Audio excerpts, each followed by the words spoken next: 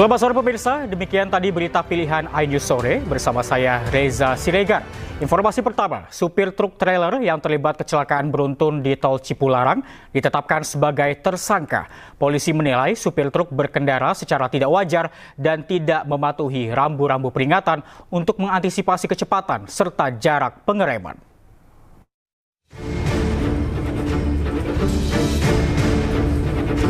Supir truk trailer yang terlibat kecelakaan beruntun di tol Cipularang digiring ke tahanan usai dijadikan tersangka. Berdasarkan hasil olah TKP, pemeriksaan 13 saksi dan dokumen kendaraan, disimpulkan bahwa kecelakaan terjadi akibat kegagalan fungsi rem pada truk trailer. Sementara itu, dokumen menunjukkan bahwa kendaraan masih layak jalan. Menurut polisi, tersangka mengemudikan kendaraan tanpa patuhi rambu-rambu peringatan. Atas kelalaiannya, tersangka terancam hukuman 12 tahun penjara. Pengemudi truk trailer mengemudikan kendaraan dengan tidak wajar dan tidak mematuhi rambu-rambu peringatan untuk mengantisipasi kecepatan dan jarak pengereman. Oleh karena itu, maka para penyidik berdasarkan hasil penyelidikan, ya tentunya tadi dengan menggunakan olah TKP dengan metode TAA, kemudian pemeriksaan ramcek kendaraan dan pemeriksaan ahli maupun saksi, telah menetapkan tersangka terhadap saudara R, pengemudi truk trailer. Kecelakaan beruntun di tol Cipularang kilometer 92 terjadi pada 11 November kemarin. Kecelakaan melibatkan 17 kendaraan yang mengakibatkan 1 orang kehilangan nyawa serta 29 orang lainnya luka-luka. Dari Purwakarta, Jawa Barat, tim liputan iNews melaporkan. Pasca penahanan Ivan Sugianto, tersangka persekusi terhadap ES, pelajar SMAK Gloria II Surabaya, pihak keluarga mengapresiasi kinerja dari kepolisian. Sementara hingga saat ini, keluarga korban masih dalam masa pemulihan trauma.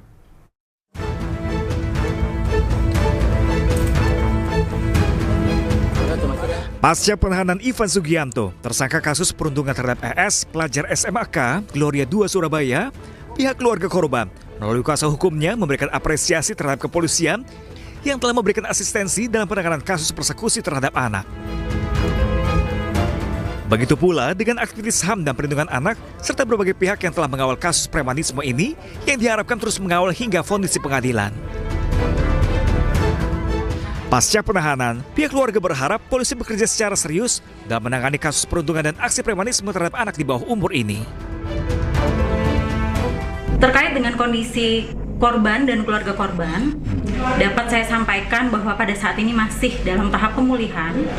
Kita juga berdiskusi dan berkomunikasi dengan psikiatri dan psikolog, karena jujur saja kejadian yang menimpa mereka di tanggal 21 Oktober 2024 meninggalkan trauma yang mendalam. Tanggapan pihak keluarga, tentunya kami mengharap supaya aparat penegak hukum dapat menindaklanjuti perkara dugaan tindak pidana persekusi dan tindak pidana premanisme ini secara serius ya, supaya dapat memenuhi kepastian hukum, kemanfaatan dan penegakan hukum. Ya ini minta maaf. Minta maaf. Minta maaf dan minta maaf. Sujud. Sujud dan sujud. Sudah enggak apa-apa dan sujud. Sujud dan enggak apa-apa. Sudah ayo biar selesai. Biarin Pak, biarin. Ini siapa? Ini siapa? Ini siapa? Sudah ikut mereka yang dia orang tua. Enggak usah. Biaran dan. Kesalahannya kan memang komplain dari temannya, Pak. Khususnya untuk penerapan pasal yang dijeratkan kepada tersangka, dalam kasus ini, polisi menerapkan pasal 80 ayat 1 Undang-Undang RI nomor 35 tahun 2014 tentang perubahan atas Undang-Undang RI nomor 23 tahun 2002 tentang perlindungan anak dan atau pasal 335 KUHP ayat 1/1 KUHP ancaman hukuman 3 tahun penjara.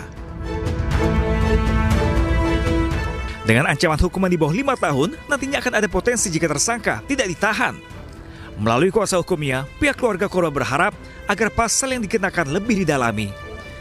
Mengingat juga terjadi aksi premanisme terhadap anak di bawah umur dalam kasus ini. Dari Surabaya, Jawa Timur, Hari Tambayo, iNews melaporkan. Korban erupsi Gunung Lewotobi di Flores Timur, Nusa Tenggara Timur yang berada di pengungsian membutuhkan air bersih untuk mandi cuci kakus. Sementara itu Gunung Lewotobi kembali erupsi pagi tadi dengan ketinggian 800 meter dari mulut kawah.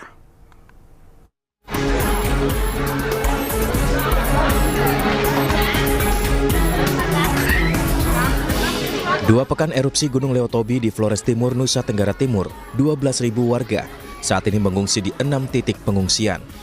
Salah satunya di posko pengungsi Desa Lewolaga. Di posko pengungsian ini sebagian besar pengungsi merupakan anak-anak, balita, serta lansia.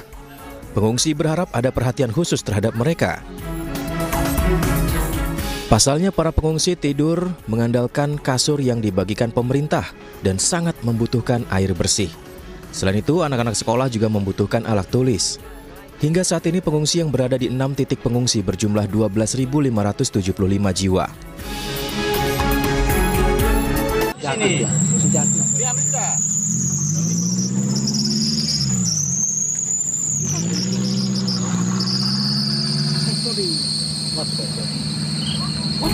Sementara itu, Gunung Lewotobi laki-laki kembali erupsi pagi tadi dengan ketinggian kolom abu 800 meter dari mulut kawah. Kolom abu teramati berwarna kelabu dengan intensitas tebal condong ke arah barat dan barat laut. Saat ini, Gunung Lewotobi laki-laki berada pada status level 4 atau awas, dengan rekomendasi warga tidak melakukan aktivitas apapun dalam radius 7 km dari pusat erupsi. Dari Flores Timur, Nusa Tenggara Timur, Joni Nura, iNews melaporkan. Puluhan rumah rusak tersapu angin kencang setelah puting beliung menerjang kota Solo, Jawa Tengah. Tidak hanya rumah warga, puting beliung juga memporak-porandakan beberapa papan nama toko. Ya Allah, Allahu Akbar, Allahu Akbar, Allahu Akbar, Allahu Akbar, Allahu Akbar, Allahu Akbar, Allahu Akbar, ya Allah, ya Allah, Allahu Akbar, Allah. Hujan deras disertai angin kencang melanda kota Solo, Jawa Tengah mengakibatkan 65 rumah warga rusak. Bahkan atap rumah warga terlepas dan menutupi jalan raya. Ya Allah, ya Allah, ya Allah, ya Allah, ya Allah. Beberapa warga menyingkirkan atap-atap rumah yang terhempas akibat tiupan angin. Bahkan tidak sedikit papan nama toko juga tidak kuat menahan kekuatan angin yang meniupnya. Wilayah terparah berada di Kampung Kenteng, Kelurahan Mojo, Kecamatan Pasar Kliwon, Solo, Jawa Tengah. Pada saat peristiwa terjadi, warga tidak berani untuk membersihkan puing-puing yang berhamburan, baik itu di dalam rumah maupun di luar rumah. Hal ini dikarenakan kondisi listrik yang masih belum dipadamkan. Kampung Kenteng ini ada sekitar 60% rumah yang keangkat atapnya dari jumlah unitnya 65 unit yang di perumahan APBD ini.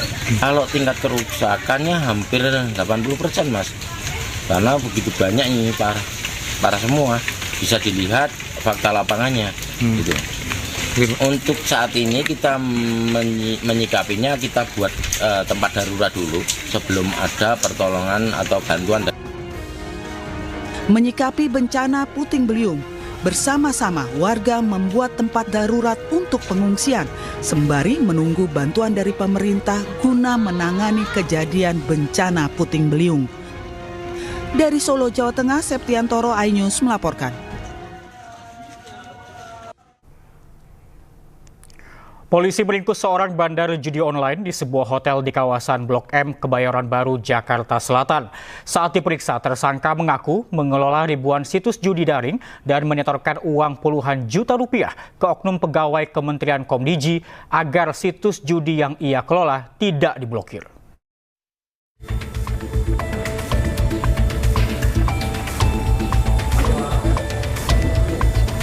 Seorang bandar judi berinisial HE tak berkutik saat digerebek polisi di salah satu hotel di kawasan Blok M, Kebayoran Baru, Jakarta Selatan. HE kemudian digelandang ke Polda Metro Jaya.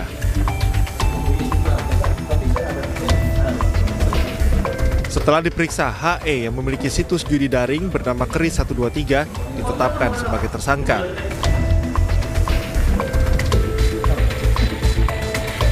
Selain mengelola ribuan situs judi daring, tersangka HE juga berperan sebagai penghubung antara bandar judi dengan pegawai Komdigi berinisial MN. HE mengaku menyetorkan uang sebesar 24 juta rupiah per situs kepada MN agar daftar situs judi daring tak diblokir.